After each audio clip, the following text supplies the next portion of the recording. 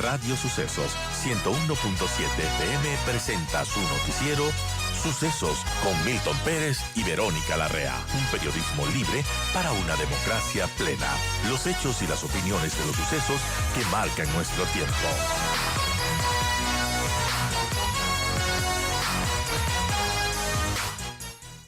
Saludamos a Enrique Pita, vicepresidente del Consejo Nacional Electoral. Han empezado un trabajo contrarreloj urgente y muy delicado. Vicepresidente, buenos días. Están dadas las condiciones para que las fechas sean 20 de agosto y 15 de octubre, primera y segunda vuelta, ¿verdad? Buen día. Buenos días, saludos cordiales a ustedes, a todos los que nos escuchan. Bueno, lo que nos corresponde a nosotros como función electoral es acatar lo que está dispuesto en la norma. Esto es que a 7 días posteriores a la decisión del presidente de convocar muerte cruzada, nosotros debemos convocar la elección y en el plazo de 90 días llevar adelante el proceso.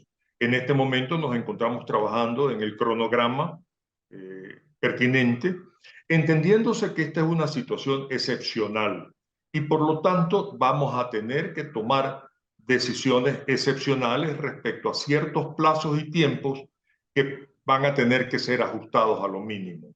Y me estoy refiriendo, por ejemplo, a los procesos de democracia interna de las organizaciones políticas, a los procesos de inscripciones de las alianzas electorales, a los procesos de inscripción de candidaturas, a la campaña electoral mismo, a la fecha para la cual se tiene que contemplar el debate presidencial.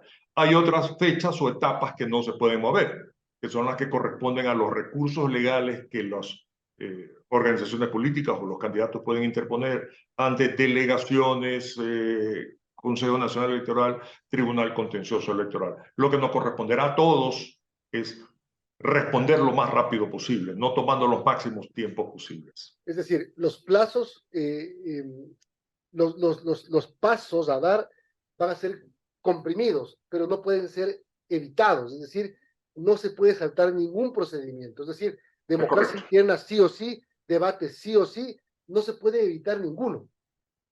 Así es, así es. Pero insisto, estos se pueden ajustar por la excepcionalidad, pero hay otros que son los tiempos de recursos que una organización política o candidato puede interponer, no se pueden afectar, porque ya son derechos que tienen los candidatos en relación a estas posibilidades de plantear estos ante las diferentes instancias de la función electoral. Y estos recursos que se tienen necesariamente que recibir y ser resueltos por las autoridades competentes pueden afectar los plazos, por ejemplo, para la primera vuelta de la inscripción de candidaturas y para la segunda vuelta, que además no está normada en el 148, porque nunca se contempló una segunda vuelta, ¿pueden también dificultarla o no? Bueno, hablemos de la primera vuelta electoral. Aquí vamos a tener que trabajar en conjunto organizaciones políticas y la función electoral. El desafío está planteado, las fechas están definidas, el decreto está obviamente ya promulgado. Para eso nosotros estamos convocando ya un consejo consultivo de organizaciones políticas a efecto de concertar, convenir, explicarles a ellos cuáles son los límites de las diferentes actividades que van a tener que ser, insisto en la expresión, por la excepcionalidad del proceso ajustado, a efectos de que ellos también se preparen, porque uno de los problemas que tuvimos en la última elección fue la inscripción de candidaturas. Bueno, vamos a tener nosotros que crear las condiciones para que esta situación no se dé. Las organizaciones políticas esperaron hasta último momento las alianzas para efecto de determinar quiénes iban candidatos. Bueno, ahora van a tener que trabajar en una forma más responsable, más acelerada para no tener tantos tiempos y puedan inscribir su candidatura en los cortos tiempos que se están previendo. Es decir, ese es un trabajo intenso, no solamente por parte de la función electoral, sino de las organizaciones políticas.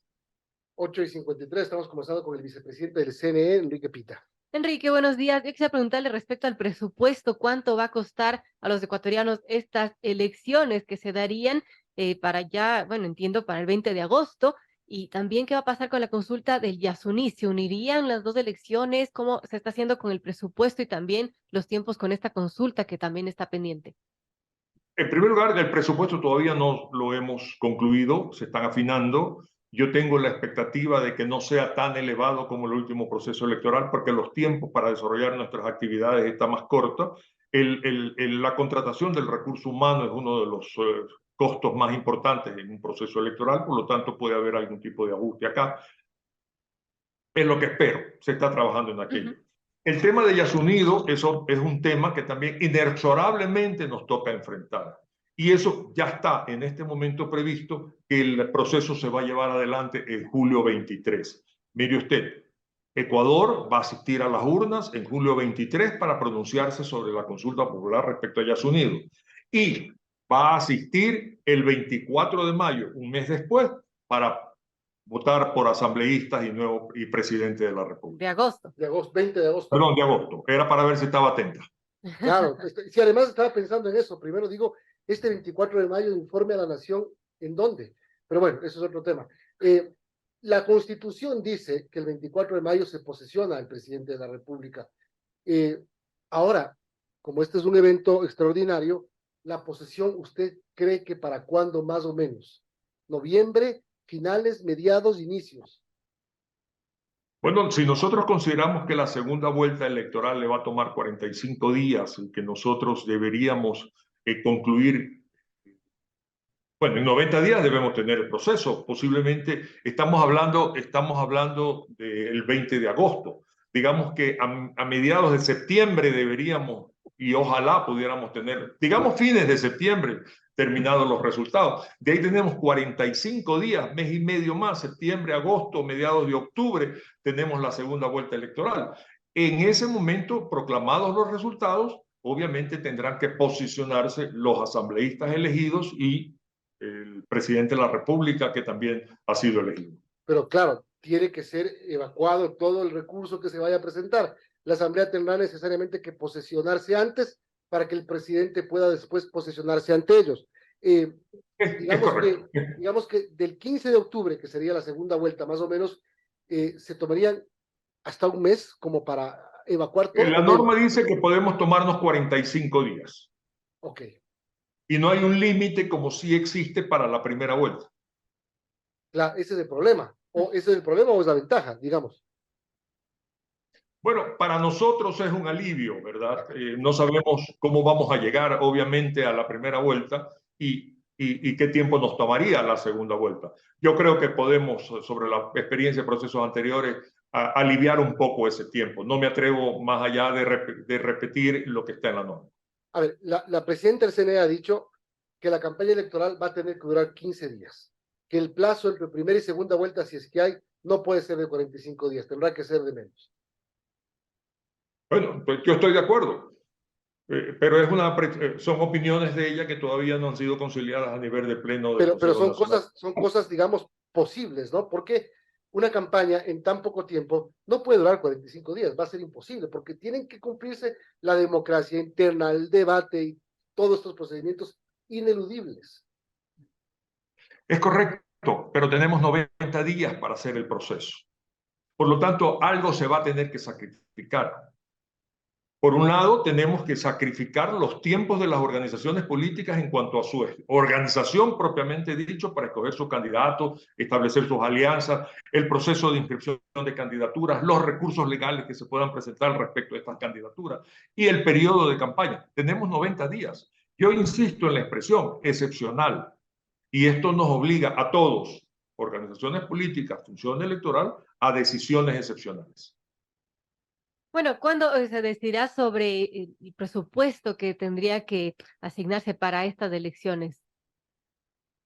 Para la convocatoria que está prevista para el miércoles 24 de mayo, nosotros ya debemos tener toda esta documentación y toda esta información disponible. Esto, insisto, que es un plan operativo y directrices, la matriz de riesgo, el calendario electoral y el presupuesto. Estoy hablando ya. Ajá, totalmente. Una cosa que usted dice, algunas cosas tendrán que quedar en el camino de lado, es, por ejemplo, el padrón. Tiene que ser el mismo de febrero. No puede haber cambios de domicilios, por ejemplo. Es correcto, esas son decisiones importantes que tampoco las hemos tomado todavía, pero yo coincido con aquello. El padrón va a tener que ser cerrado a una fecha.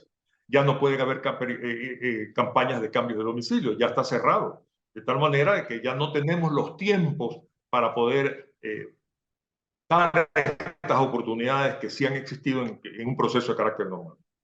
Es decir, en otras palabras, votaremos los mismos que en febrero, en los mismos sitios que en febrero. Yo pienso que es verdad, a menos que haya situaciones respecto a los recintos electorales, pero en términos generales, el marco general apunta a eso, definitivamente. La convocatoria de elecciones va a ser el 24 de mayo o hasta el 24. ¿Qué han planificado? No, el 24 de mayo. Nosotros tenemos hasta el 23 de mayo los 7 días. Nos reunimos, aprobamos la convocatoria y la publicamos el 24. Bien, trabajo muy difícil porque no solamente son las elecciones que ya se mencionó, no solamente es la consulta Yasuní que ya se mencionó, tienen Chocó Andino, tienen Calacalí, tienen varias cosas como para que la gente que le toca esté más tiempo votando que esperando resultados. Un poco así es. Así es. Así es. Gracias, vicepresidente. Siempre a las órdenes.